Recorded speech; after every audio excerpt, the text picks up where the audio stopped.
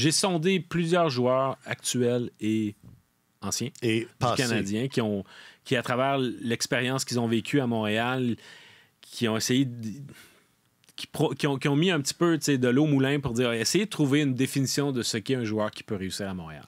Parce qu'on parle tellement du fait que l'environnement de Montréal est difficile puis qu'il y a beaucoup de pression, etc. À cause de nous autres. Entre autres. Nous autres, surtout nous autres. Surtout lui. Toi, là. Martin comme. non, parce que tu es un contre-exemple. C'est pour ça que je peux le faire. Okay. Mais donc, dans un contexte comme celui-là, vu que c'est pas facile de jouer à Montréal, c'est bien beau de dire, ben là, tel joueur, il a des belles habiletés, puis spectaculaire, etc., ou tel autre, il travaille très, très fort. Est-ce que tous ces outils-là sont nécessairement transposables à Montréal, où il y en a d'autres? Il y a certaines personnalités qui vont peut-être fonctionner plus que d'autres. Parce que tu as des joueurs, souvenons-nous de Mark Recchi, par exemple. Mark Recchi, que le Canadien avait acquis à vil prix, on s'en rappelle, qui a été une vedette partout où il est passé dans la Ligue nationale. Le seul endroit où il y a eu une petite baisse, c'était à Montréal. Parce qu'il n'était pas... On l'avait présenté. Lui est arrivé en disant « Je ne suis pas un sauveur. Hein? » Eh bien non, il en était pas. Il avait raison! Il avait raison, mais sauf qu'on regarde ailleurs et on dit comment ça se fait qu'il a été si bon ailleurs puis qu'à Montréal, ça n'a pas tout à fait été ça. Puis ça a été vrai pour beaucoup, beaucoup de joueurs. Il y a quelques contre-exemples. Là. Vincent D'Anfos en est un. Mais je trouve que ça prend des aptitudes particulières. Puis à ce niveau-là, l'élément qui est revenu le plus, c'est la capacité... C'est vraiment au plan mental, c'est la capacité des joueurs à pouvoir bloquer le bruit ambiant. Puis de rester concentrés sur leur travail et à arroser leur petit jardin d'une certaine manière, arroser leur confiance en eux-mêmes pour pouvoir continuer de croire en ce qu'ils font sans s'attarder à ce qui se passe autour. Mais ça, c'est difficile à identifier, surtout quand on parle de recrutement amateur. Chez des jeunes, c'est difficile d'identifier cette capacité-là, chez un jeune qui est encore en développement.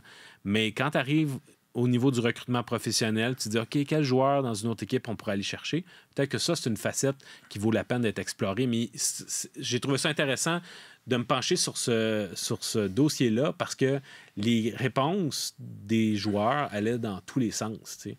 Et on a traité de la difficulté des joueurs québécois aussi, qui justement entendent parler du bruit ambiant à cause de leurs proches sans arrêt, de la pression.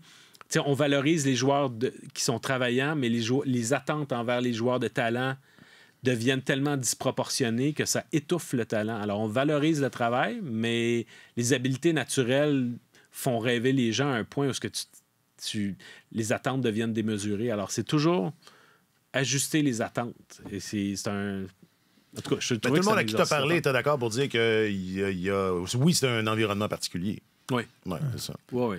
Ce n'est pas pour tout le monde. Alors, tu sais, Josh Sturgis dit, moi, j'ai adoré ça.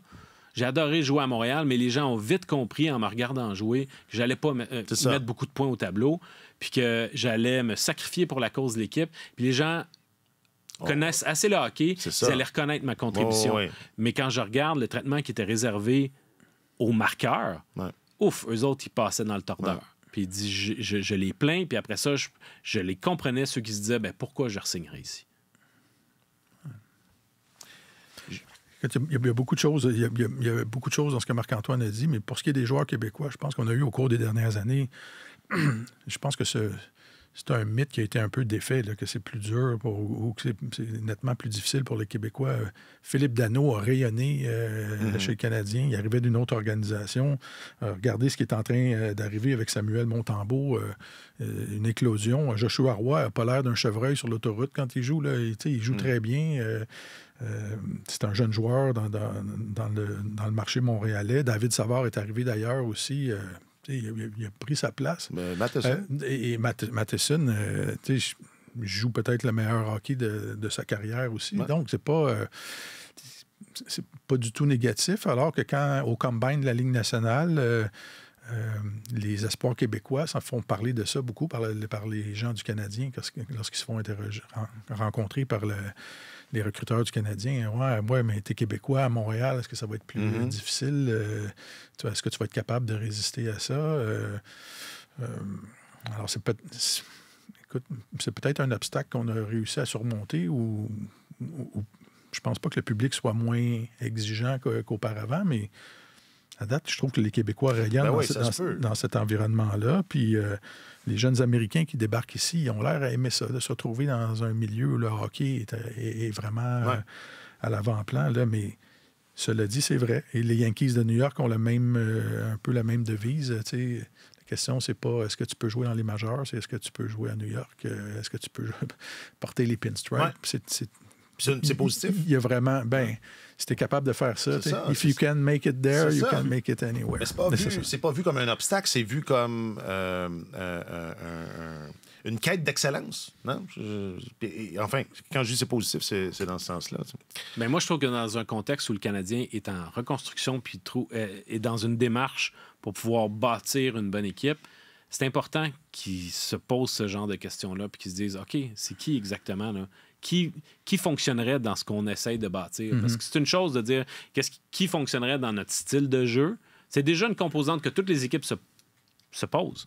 Mais des fois, tu sais, parachuter un joueur en disant « Ah non, ça va bien marcher », puis finalement, tu dis « Si on avait plus fait nos devoirs, si on avait analysé quel genre de bonhomme c'est, on aurait dû voir les signes avant-coureurs qu'avec lui, ça ne marcherait pas à Montréal. » Peut-être que Jonathan Drouin, il pourrait éclore ailleurs, où il aurait pu éclore ailleurs, mais les attentes à son endroit étaient tellement fortes que tu dis... Il s'est placé en position... il n'a pas été placé en position de succès. Non, c'est ça. Mais il y a eu des périodes de succès. Parce que Drouin pourrait être un contre-exemple. Tu nommais tous les joueurs québécois que ça va bien. Drouin pourrait être un contre-exemple, mais en même temps, il n'a pas eu de succès. Je veux dire, il y a eu des périodes où est-ce que ça allait très bien, mais il y a plein d'autres affaires qui sont arrivées. Il y a eu la fameuse blessure après le contact avec Ovechkin. Il est arrivé... Problème de santé. De éventuellement, santé. Mais je veux dire, quand il est arrivé, c'était un ailier, on l'a fait jouer au centre. C'était pas... je veux dire, si, mettons, Drouin arrivait là puis qu'on le faisait jouer avec Kirby Dack, mettons... Mais il est arrivé, Drouin, en disant au premier jour, moi, je veux devenir un des bons joueurs de l'histoire de cette organisation-là, là, si ma mémoire est bonne. Et tout de suite, le gros don à l'hôpital pour enfants, tout ça, il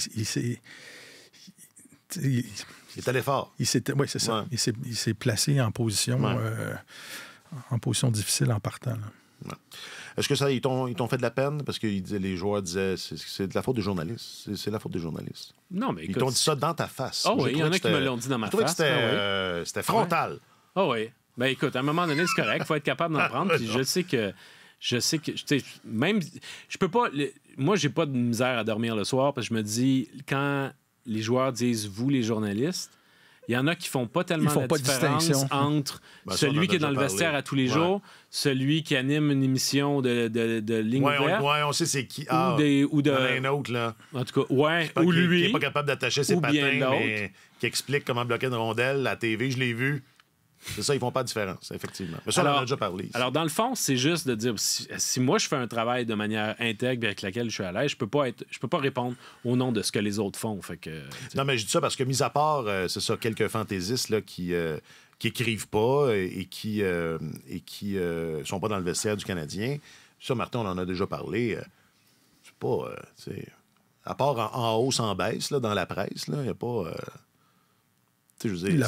La presse n'est pas méchante avec les joueurs. Non, mais c'est ça, mais je dis, il y a toujours... les journalistes qui couvrent l'équipe... Ben, voyons donc. C'est pas de la confrontation. Là, je me rappelle de Michel Blanchard dans la presse. Là. Ça, c'était méchant, ça. Ouais. Je veux dire, il n'y avait plus de ça du tout. Là, non, effectivement. Mais en même temps, il y a...